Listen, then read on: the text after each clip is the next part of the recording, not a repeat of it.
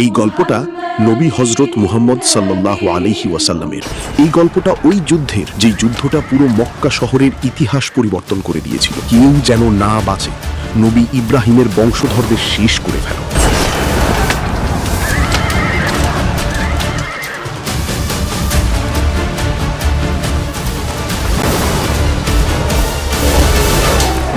এই গল্পটা ওই ব্যক্তির যার বংশ থেকে সামনে নবী হজরত মুহাম্মদ সাল্লাল্লাহু আলাইহি ওয়াসাল্লামের জন্ম হতে চলেছে। আসসালামু আলাইকুম, এটি আমাদের সিরাতুন নবী সিরিজের ৭ম পর্ব।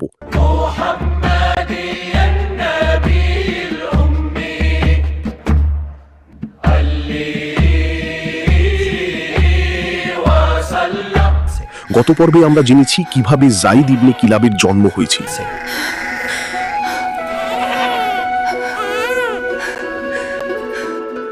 আর কিভাবে সে জানতে পারে সে নবী হজরত ইব্রাহিম আলাইহিস সালামের বংশের মানুষ।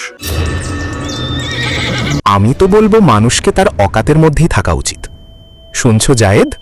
মনে হচ্ছে সবার আদরের জায়েদ মুখের মধ্যে কিছু গুজে রেখেছে। জবাব কেন দিচ্ছ না জায়েদ?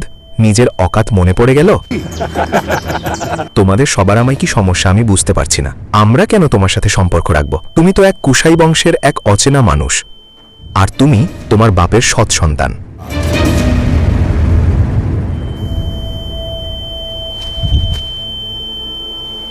কি বললে তুমি? সৎ সন্তান? তোমাদের তিনজনের কি মাথা ঠিক আছে? তোমরা কি বলছো? আর তোমরা আমাকে সৎ সন্তান বললে? হ্যাঁ বলেছি, সৎ সন্তান। আমরা কি ভুল বলেছি? তুমি তো এক কুশাই বংশের। এটা তোমার দেশ না, তোমার জন্মস্থানও না। যাও আর গিয়ে নিজের মাকে বলো তোমার আসল বাবাকে।